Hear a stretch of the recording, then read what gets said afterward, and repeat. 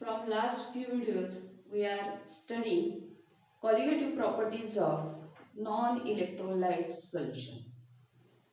या प्रॉपर्टीज आपण अभ्यासल्या आहेत. त्याच्यामध्ये असं आढळलं की त्या कॉलिगेटिव्ह प्रॉपर्टीज वरून जे मोलर मास काढलेलं होतं ते फॉर्म्युला मास इतकं येतं. एक एक्झाम्पल सांगते म्हणजे क्लिअर होईल तुम्हाला. फॉर एक्झाम्पल युरियाचं सोल्युशन बनवलं. It is non electrolyte. Urea मधला CONH2 ट्वाइस, CONH2 ट्वाइस याचं सोल्युशन बनवलं आणि एखादी कोणतीही कॉलिगेटिव्ह प्रॉपर्टी स्टडी केली. For example freezing point depression आणि याच्यावरून फ्रीजिंग पॉइंट डिप्रेशन वरून याचं जर मोलर मास काढलं तर ते 60 येतं, which is equal to formula mass. याचा फॉर्म्युला मास किती आहे? फॉर्म्युला मास म्हणजे काय तर हा केमिकल फॉर्म्युला आहे त्याचा CONH2 ट्वाइस आणि यातल्या प्रत्येकाचे ॲटॉमिक वेट ऍड करून जे येईल ते त्याचा मोलर मास असतं. It is nothing but formula mass आणि ते 60 ग्रॅम येतं. म्हणजे कॉलिगेटिव्ह प्रॉपर्टी वरून काढलेलं मोलर मास हे त्याच्या ऑब्झर्व्ड मास इतकं दिसतं. पण इलेक्ट्रोलाइट सोल्युशनच्या बाबतीत असं होत नाही. Electrolyte solution behaves differently in solutions आणि त्यामुळे त्यांच्याकडे आपल्याला वेगळ्या अप्रोचने बघावं लागतं. आता नेमकं काय होतं बघा, कॉलिगेटिव्ह प्रॉपर्टीज ज्या वेळेला इलेक्ट्रोलाइट सोल्युशनच्या स्टडी केल्या गेल्या त्यावेळेला असं लक्षात आलं की ते this does not obey colligative properties relations जी आपण आधी अभ्यासलेली आहे त्या रिलेशन्स ते ओबे करत नाही. नॉन इलेक्ट्रोलाइट कॉलिगेटिव्ह प्रॉपर्टीचे जे रिलेशन्स आहेत हे रिलेशन्स इलेक्ट्रोलाइट सोल्युशन ओबे करत नाही. ह्या ज्या कॉलिगेटिव्ह प्रॉपर्टीज आहेत इलेक्ट्रोलाइट सोल्युशनच्या त्या हायर आढळल्या. इक्वेशन वरून फाइंड आउट केलं किंवा इतर ऑब्झर्वेशन वरून फाइंड आउट केलं तर त्या हायर आहेत. हायर कॉलिगेटिव्ह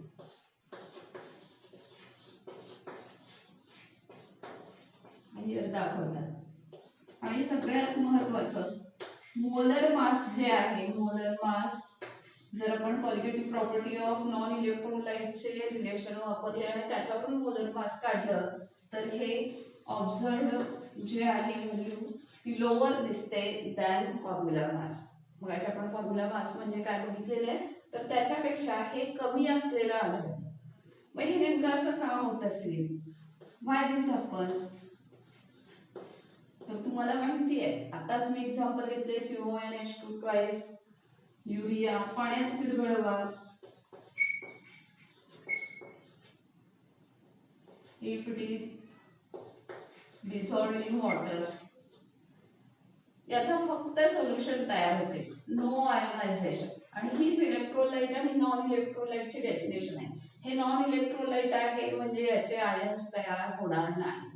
पण जर इलेक्ट्रोलाइटची डेफिनेशन बघितला तर इलेक्ट्रोलाइट फॉर एक्झाम्पल NaCl त्याचं जर ॲक्वियस सोल्युशन बनवलं तर in aqueous solution these are separated into their coions. त्यांच्या आयन्स मध्ये रूपांतर होतं.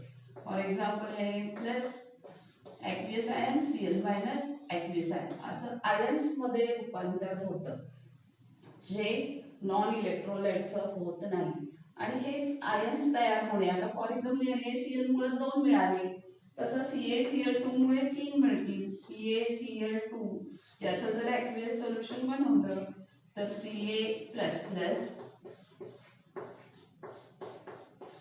Cl- ॲक्वियस 2 तयार होतील. आपण 2 मिळवली ते.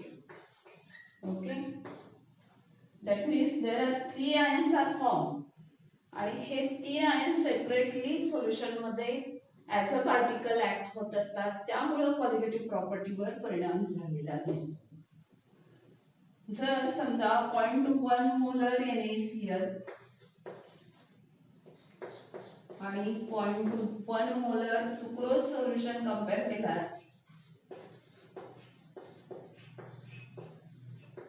तर आपल्याला कॉलिगेटिव्ह प्रॉपर्टी NaCl ची डबल दिसते. This is double. याची व्हॅल्यू डबल झालेली दिसते. का? कारण ह्याच्यामध्ये 2 आयन्स आहेत sucrose is again non electrolyte, it does not ionises.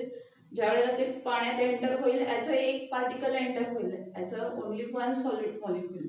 But when we prepare solution of NaCl, there are two ions Na plus and Cl minus. Both are enter as a two different particles and therefore colligative property is double. आपण आता study करतोय colligative properties of electrolyte solution, but we have relations of colligative properties of non-electrolyte solution. Non electrolyte सोल्युशनच्या colligative properties पासून आपल्याला जर colligative properties electrolyte सोल्युशनच्या obtain करायच्या असतील, मिळवायच्या असतील, तर व्हॅन्टॉफ या सायंटिस्टने एक फॅक्टर सजेस्ट केला which is known as Van't factor, denoted by letter I. First we define it. Van't factor is, it is ratio. Van't factor is ratio of colligative property of electrolyte solution to colligative property of non-electrolyte solution. तो ratio आहे कोणाचा, तर colligative property of electrolyte solution आणि colligative property of non-electrolyte solution यांचा ratio आहे. We already studied 4 colligative properties of non-electrolyte solution. In terms of it, we define it. According to it, first property is lowering in vapor pressure, which is denoted by delta P. Suppose this is for electrolyte solution. According to definition of Van't factor, it is divided by lowering in vapor pressure of non-electrolyte solution. I give here subscript 0. Second property आपण बघितली होती elevation in boiling point given by delta TB. According to Van't factor definition, boiling point elevation of electrolyte solution divided by boiling point of solution of non-electrolyte.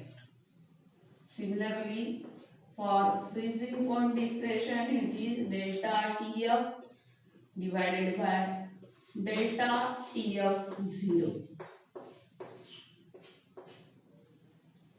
In terms of osmotic pressure, phi divided by phi 0. This is in terms of 4 colligative properties. Factor I. Factor I again we define in terms of molar mass. Consider number relation. आपल्याला हे relation कसं मिळेल बघा, number of moles of electrolyte solution after dissociation. अर्थात सोल्यूटचे असणार आहे number of moles of electrolyte in solution after dissociation आणि नंबर ऑफ मोल्स इनिशियली आपण डिसॉल्व केले इलेक्ट्रोलाइट डिसॉल्व. दोन्ही व्हॅल्यू तुम्हाला सेम वाटतात, but not these are same. इथं बघा दोघांचा वेट सेम असणार आहे, it is W2 divided by. आता इथं जे मोलर मास असणार आहे हे ऑब्झर्व्ड मोलर मास असणार आहे, कारण आता डिसोसिएशन झालेलं आहे त्यामुळे तिथं ऑब्झर्व्ड मोलर मास असणार आहे.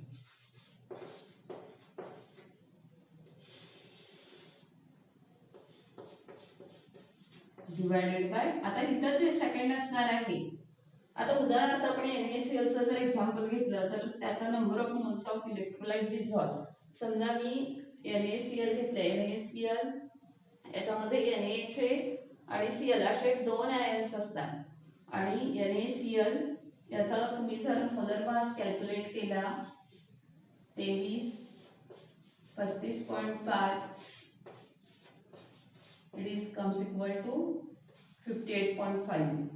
पण हे ऑब्झर्व्ड मोलर मास इतकं नसतं, आपण तेच डिस्कस करतोय कारण त्याच्यामध्ये दोन आयन्स आहेत Na+ आणि Cl-.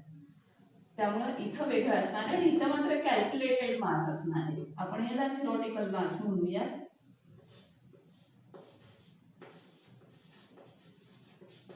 थिओरिटिकल मोलर मास किंवा फॉर्म्युला मास असं म्हटलं तरी चालेल. Okay. These two are same. Finally, this relation divided something असेल तर ते व्हॅल्यू वरती येते. We get this relation like theoretical molar mass divided by observed molar mass.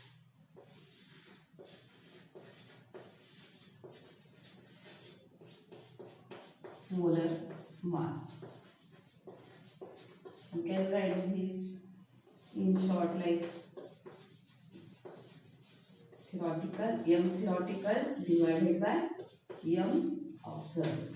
This is value of I for electrolyte solution. Here value of I for non-electrolyte. जर समजा non-electrolyte असेल, दोन्ही value सेमच येणार आहे. त्यामुळं नॉन इलेक्ट्रोलाइट साठी I ची व्हॅल्यू किती असणार आहे? Always it is 1. I equal to 1. For NaCl it is 2. For CaCl2 it is 3.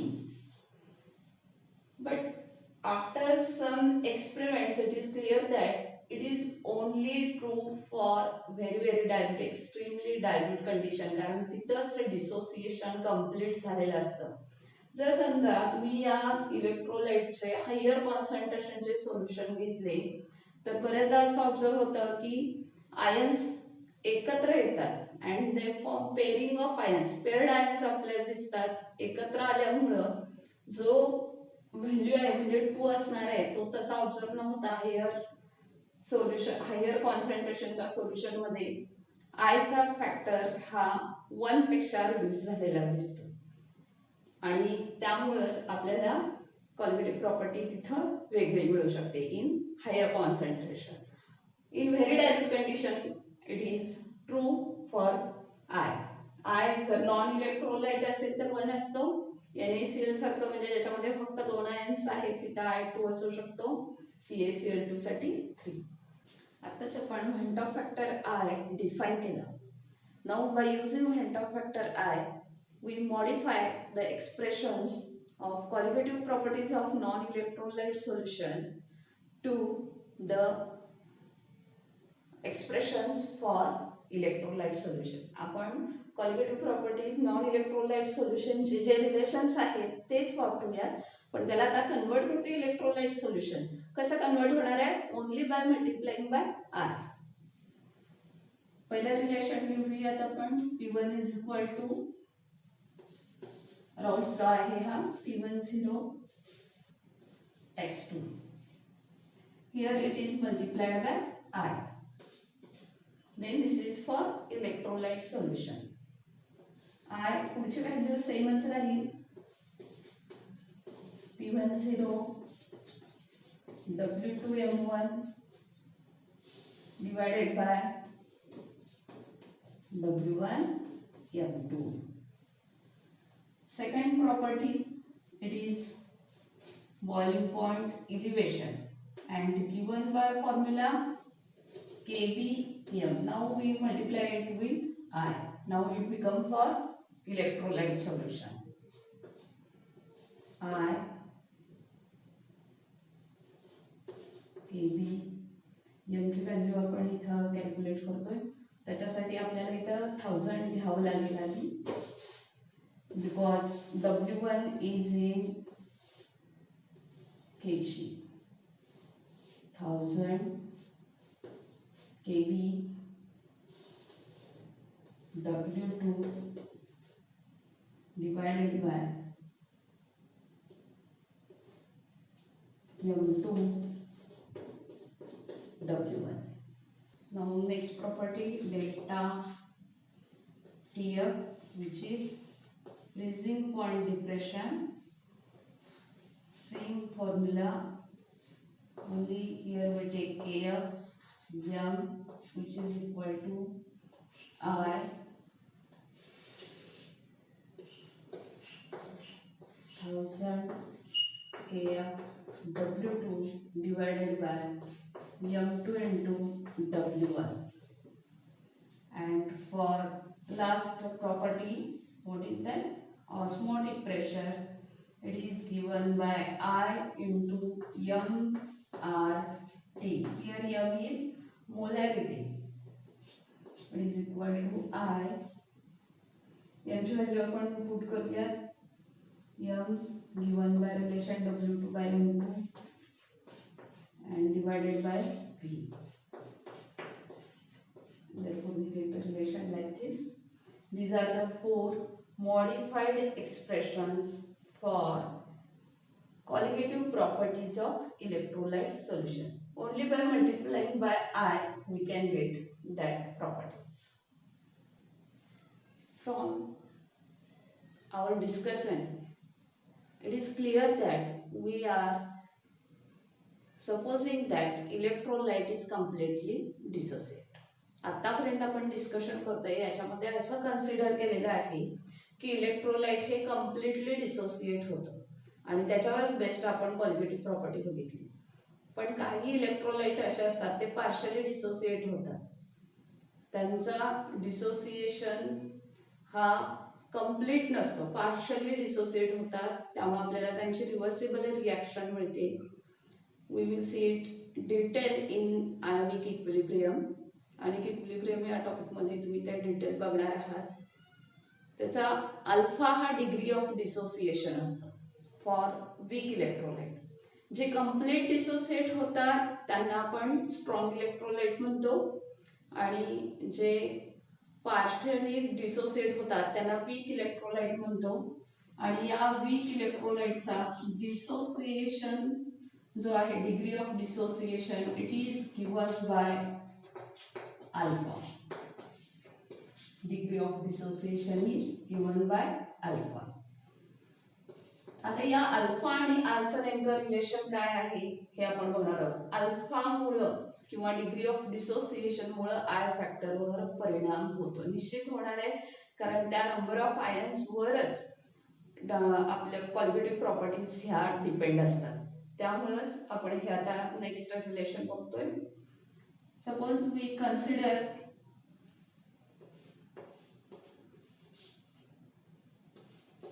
one weak electrolyte AXB1. It undergo dissociation.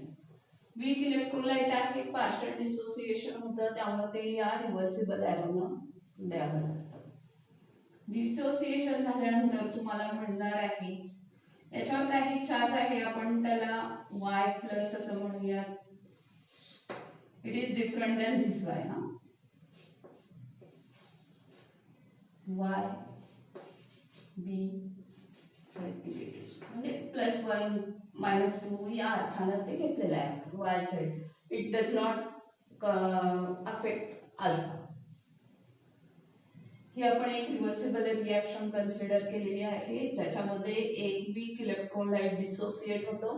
Dissociation is reversible. Initial number of moles समजा 1 घेतलेला आहे. Initial number of moles सुरुवातीला आपण या weak इलेक्ट्रोलाइटचं 1 मोल घेतलेला आहे.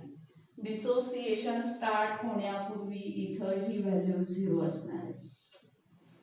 Okay, याचा अल्फा हा डिग्री ऑफ डिसोसिएशन आहे. If alpha is degree of dissociation according to definition of alpha, alpha is nothing but number of moles dissociated divided by total number of moles. Okay, according to definition. मग याच्या अनुसार आपल्याला इथं number of mole at equilibrium काय म्हणणार आहे बघा. at equilibrium number of moles equal to किती डिसोसिएट झालेत हे कसं म्हणणार. Alpha into total number of मोल. टोटल नंबर ऑफ मोल असल्यामुळे इथं अल्फा मिळेल. ओके, हे अल्फा एवढे डिसोसिएट झाले. सुरुवातीला किती होते 1, म्हणजे या इक्विलिब्रियम किती आलं 1 मायनस अल्फा. ओके, आता अल्फा एवढे डिसोसिएट झाले, पण ते किती आहेत x एवढे आहेत. This is stoichiometric coefficient, therefore we have to multiply x alpha y alpha. Got it. आता आपण टोटल नंबर ऑफ मोल्स काढू शकतो याच्यावरून.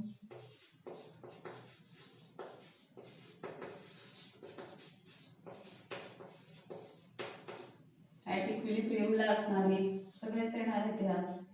1 minus alpha plus x alpha plus y. थोडस सिंप्लिफाय करूया त्याला.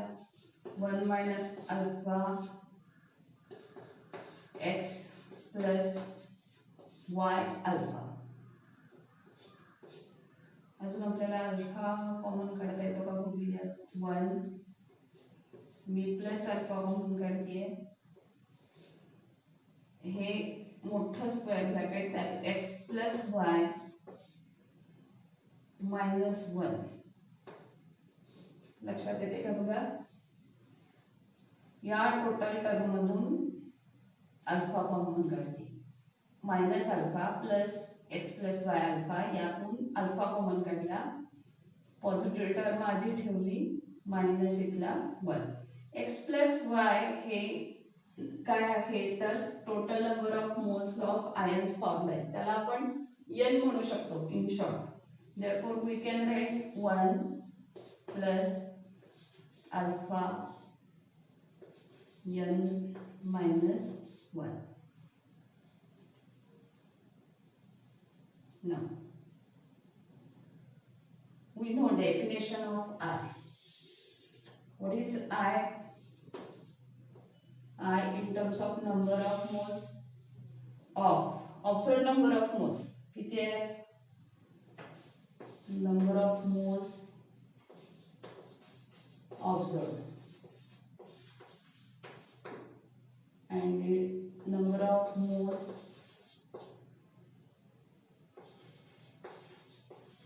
taken initially, म्हणजे formula by formula. It is equal to 1 I equal to 1 plus alpha n minus 1 divided by 1. कारण 1 घेतले आपण. सुरुवातीला नंबर ऑफ मोल 1 घेतलेला आहे आणि ऍट इक्विलिब्रियम मिळणारी ही संख्या आहे. आता आपण हे थोडेसे रिअरेंज करूया. हे तर 1 कॅन्सल होईल. स्टेप लिहिते तरी पण मी.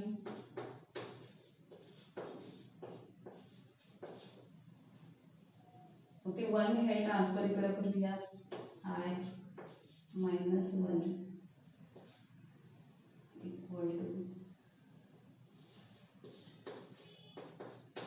alpha equal to divided by n minus 1.